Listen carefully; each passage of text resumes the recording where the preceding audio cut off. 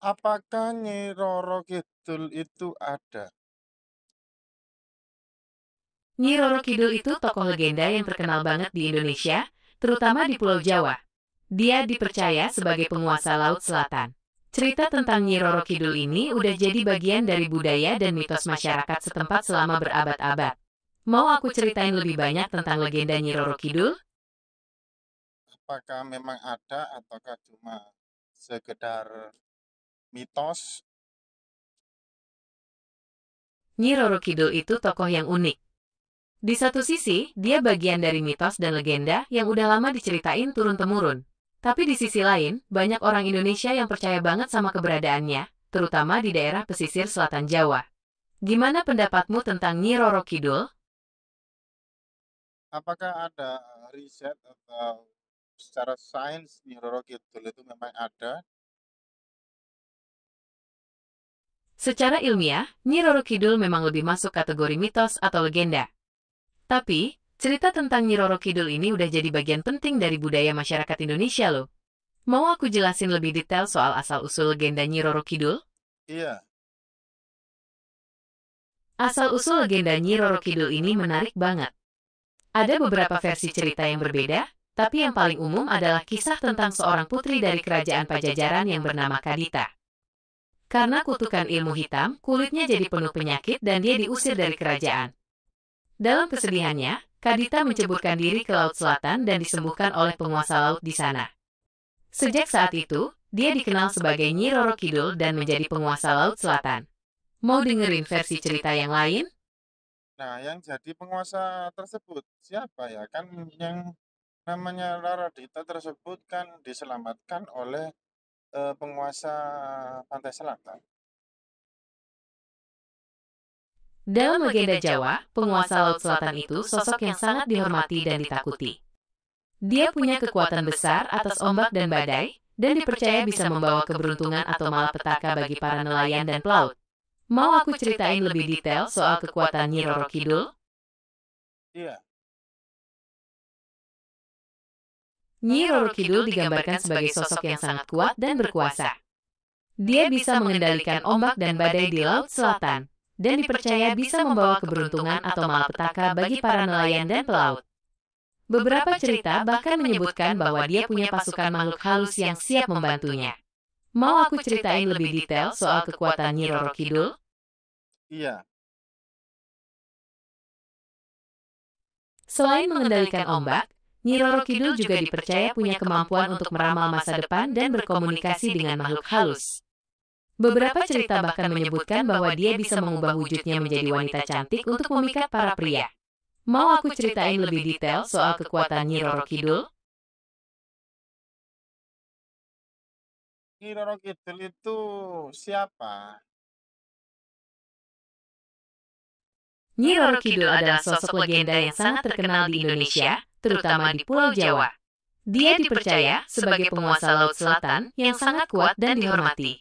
Cerita tentang Nyi Roro Kidul ini sudah menjadi bagian dari budaya dan mitos masyarakat setempat selama berabad-abad. Mau aku ceritain lebih banyak tentang legenda Nyi Roro Kidul?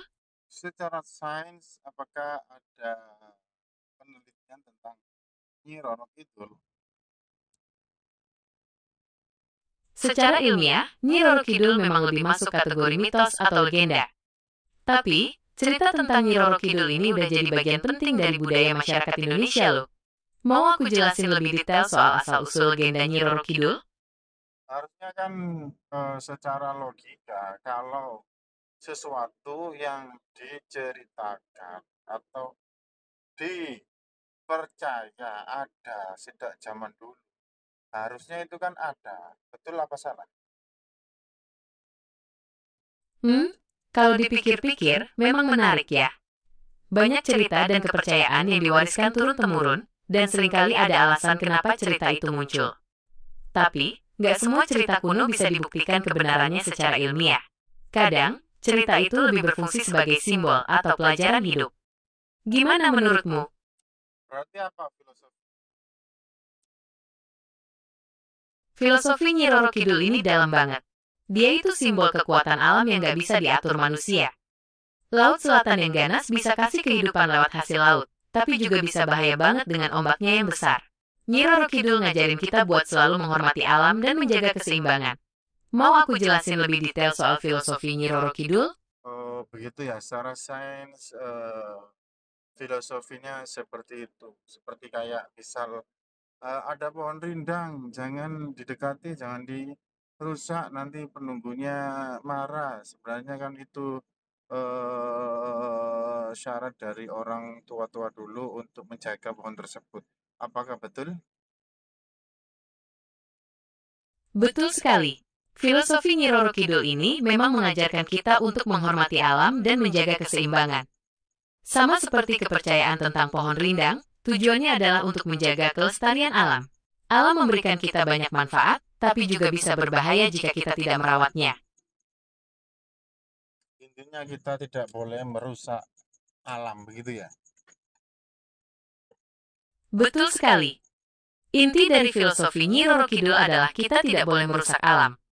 Kita harus menjaga keseimbangan antara manusia dan alam, agar kehidupan bisa berjalan harmonis. Alam memberi kita banyak hal, jadi kita juga harus merawatnya.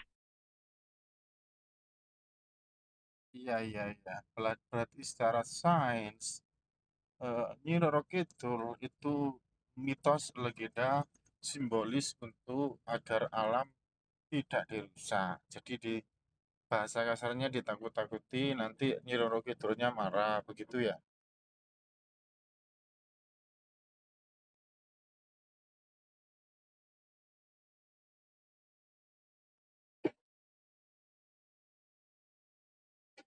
Apakah betul? Ya, betul sekali. Nyi Roro Kidul itu mitos. Ya, betul sekali. Nyi Roro Kidul itu mitos atau legenda yang punya makna simbolis. Tujuannya untuk menakut-nakuti orang agar tidak merusak alam. Ini adalah cara tradisional untuk menjaga alam tetap lestari.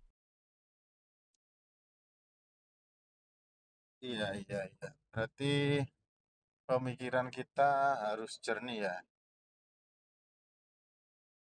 Betul sekali. Pikiran jernih itu penting banget. Dengan pikiran jernih, kita bisa lebih bijak dalam memahami sesuatu, termasuk mitos dan legenda. Kita bisa ambil pelajaran positifnya tanpa harus percaya sepenuhnya pada cerita tersebut. Iya.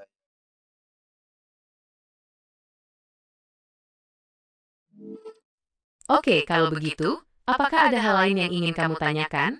Tapi tujuan kayak misal nggak boleh pakai baju hijau jika di pantai selatan itu fungsinya secara sains apa ya? Mitos larangan memakai baju hijau di pantai selatan itu unik banget ya. Secara ilmiah, warna hijau memang bisa menyatu dengan warna laut, yang konon katanya bisa bikin orang yang memakainya diambil oleh Nyi Roro Kidul. Tapi, ada juga yang bilang larangan ini sebenarnya adalah bentuk penghormatan kepada sang ratu. Mau aku carikan informasi lebih lanjut soal mitos ini? Secara sains hubungannya baju hijau dengan laut itu apa ya? Misalnya dijelaskan secara sains. Secara ilmiah, warna hijau itu unik, karena spektrumnya mirip dengan warna air laut. Saat seseorang memakai baju hijau di pantai, apalagi saat berenang, mereka jadi lebih sulit terlihat dari jauh. Ini bahaya banget, terutama kalau ombaknya besar atau arusnya kuat. Jadi larangan ini sebenarnya lebih ke arah keselamatan. Mau aku carikan informasi lebih detail soal ini? Oh iya, iya, iya, bisa masuk akal juga ya. Tuh penjelasan secara sainsnya. Iya betul. Penjelasan ilmiahnya sangat masuk akal. Warna hijau pada baju bisa menyatu dengan warna air laut, sehingga orang yang memakainya menjadi sulit terlihat dari jauh. Ini sangat berbahaya, terutama di pantai selatan yang terkenal dengan ombak besar dan arusnya yang kuat. Apakah ada hal lain yang ingin kamu tanyakan? Iya, iya, iya. Terima kasih banyak atas informasinya. Sama-sama. Semoga informasi ini bermanfaat ya.